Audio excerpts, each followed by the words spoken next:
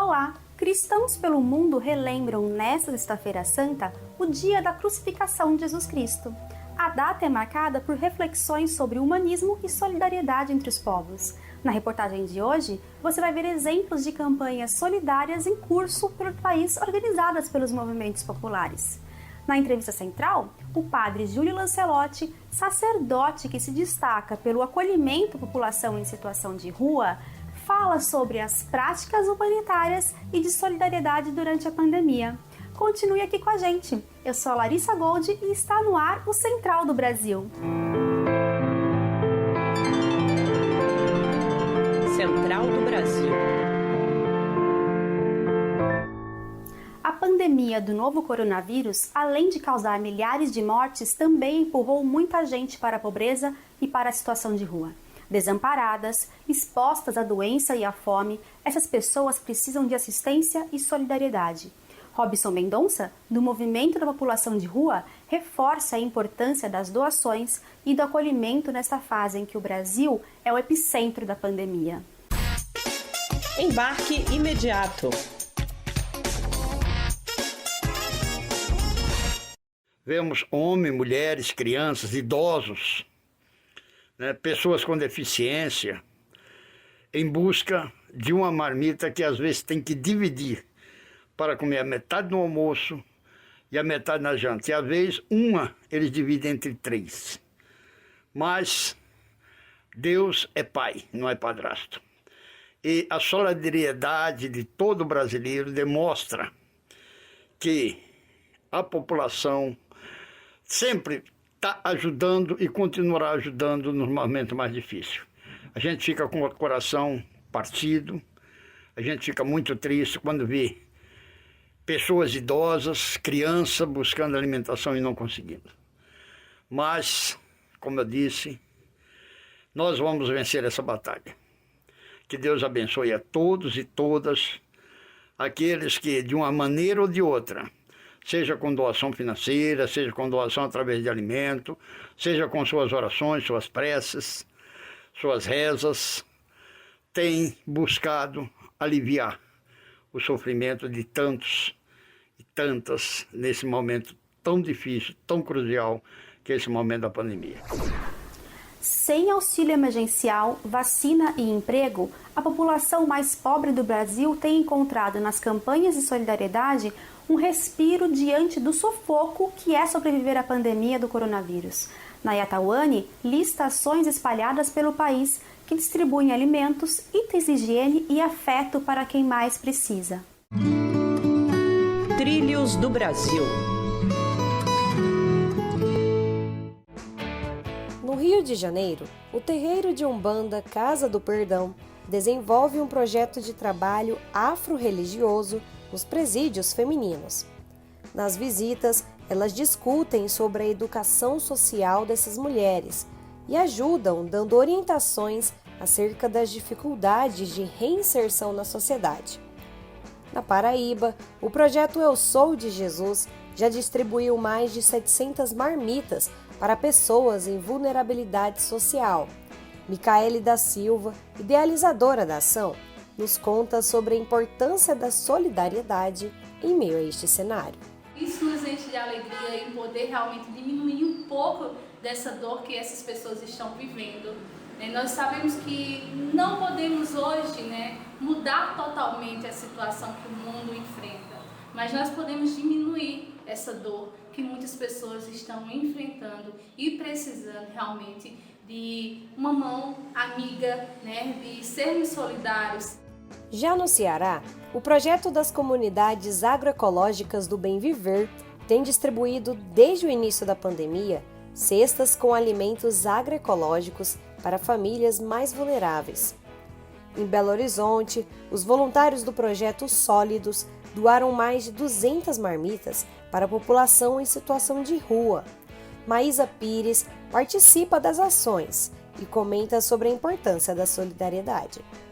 Com a solidariedade, podemos levar um sorriso a cenários de incerteza. Com a pandemia, tivemos o agravamento do frio e da fome. Intensificamos os nossos trabalhos, recolhemos donativos, por exemplo, produtos de higiene, alimentos e cobertores. No Paraná, a Rede de Sementes da Agroecologia iniciou um projeto de compra de sementes de agricultoras, contribuindo com a renda dessas mulheres e doando essas sementes para várias comunidades. Luísa D'Amigo faz parte dessa articulação e explica um pouco mais sobre essa atividade que está fortalecendo muitas famílias. A gente está comprando sementes crioulas de famílias guardiãs e entregando essas sementes para outras famílias, né? Famílias camponesas, indígenas, quilombolas, assentadas da reforma agrária.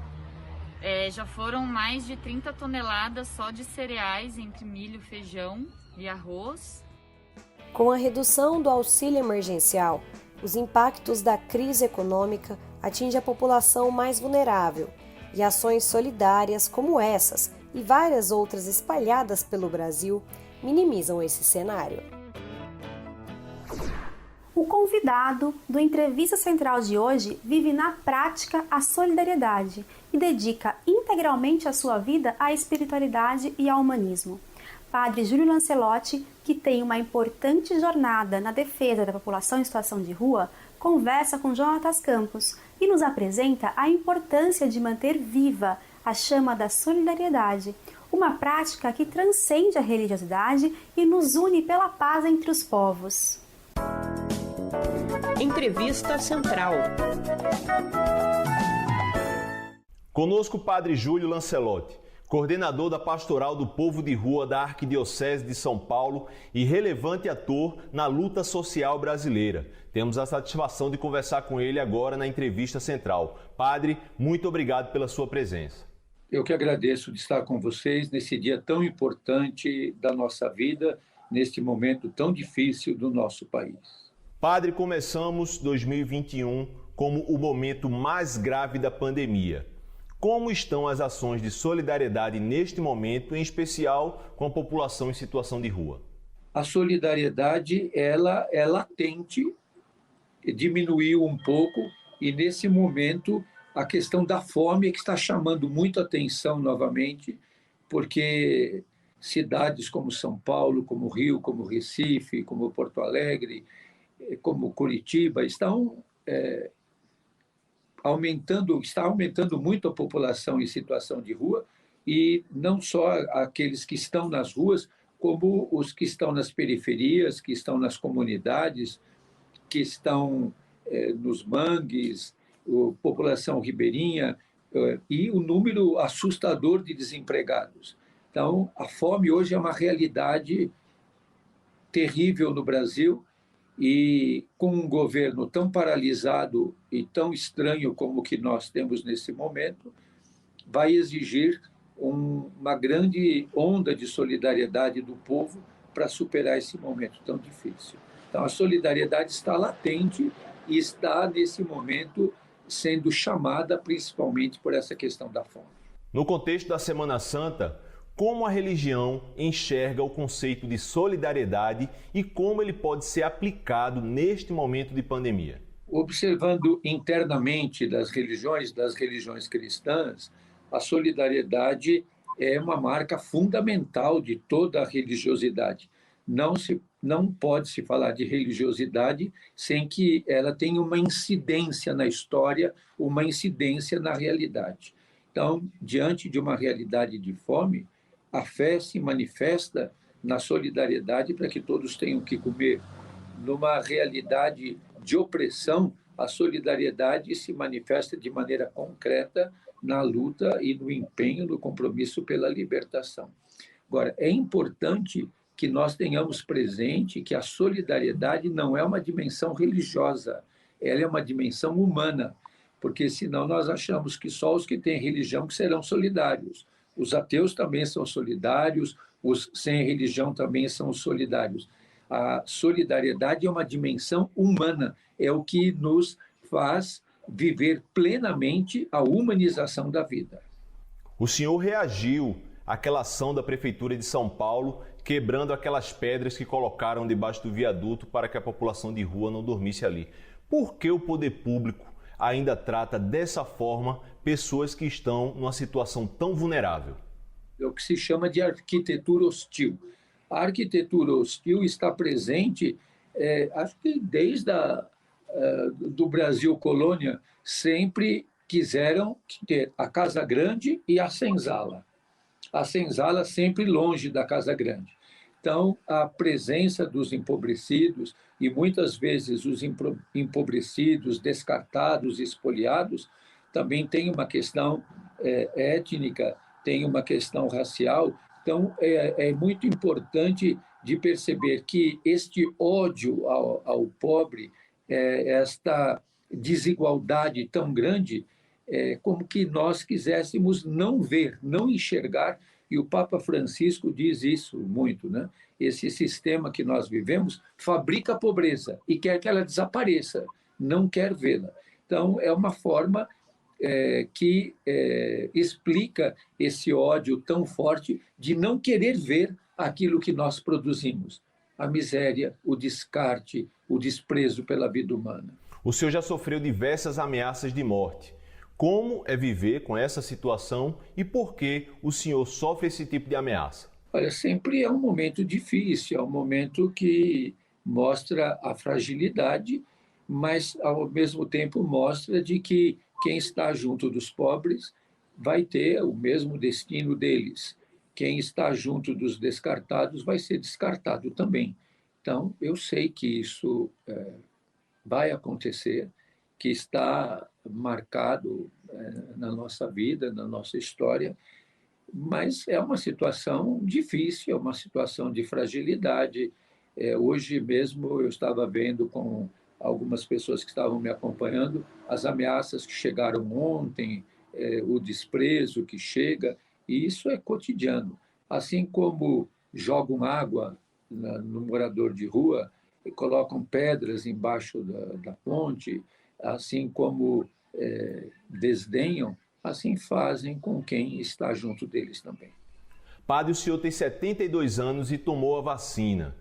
Qual a sensação de estar vacinado e o que o senhor tem a dizer para as pessoas que ainda estão desconfiando da vacina? Eu acredito que a vacina é importante nesse momento, ela tem que ser massiva, tem que ser para todos, tem que acontecer uma vacinação em massa. O Brasil precisaria vacinar, no mínimo, 1 milhão de pessoas por dia.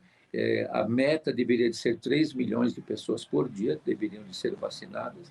E isso nós temos que continuar pressionando, porque nesse momento nós precisamos cuidar daqueles protocolos próprios, como usar a máscara, o álcool em gel, o distanciamento social, a não aglomeração, mas temos que ter a vacina. Gosta de artes plásticas? A dica de hoje é de Bruna Fernanda, de São Paulo. Ela nos apresenta o trabalho do coletivo Vozes Agudas, que oferece uma plataforma de visibilidade para mulheres artistas que não são reconhecidas pelo mercado da arte. Vamos conferir? Parada Cultural. O Prêmio Vozes Agudas para Mulheres Artistas é uma iniciativa do grupo feminista homônimo Vozes Agudas, que opera dentro da estrutura do Ateliê 397, um espaço independente super antigo aqui na cena de São Paulo. E ele foi criado justamente com o intuito de criar plataforma de visibilidade para artistas mulheres que nunca tiveram o devido reconhecimento pelo sistema das artes. Nós conseguimos premiar nesse prêmio 3 artistas com um prêmio de dinheiro de R$1.000 e também indicamos 2 artistas, sendo uma delas um coletivo feminista, na verdade, com uma menção honrosa. E a partir da escolha dessas 5 artistas, né, nós conseguimos elaborar também uma exposição coletiva, contemplando justamente o portfólio de outras artistas que enviaram, mas que não ganharam a indicação, que hoje ocorre nas premissas da Galeria Jacqueline Martins, que no momento se encontra fechada por conta da atual situação pandêmica, mas que nós temos esperança que em algum momento se reabra para receber visitas físicas. Excelente dica! O nosso programa termina agora. Se você quer rever este ou outro conteúdo, basta acessar o nosso Instagram, @Programa Central do Brasil. Obrigada pela audiência e tenha um bom final de semana. Até mais!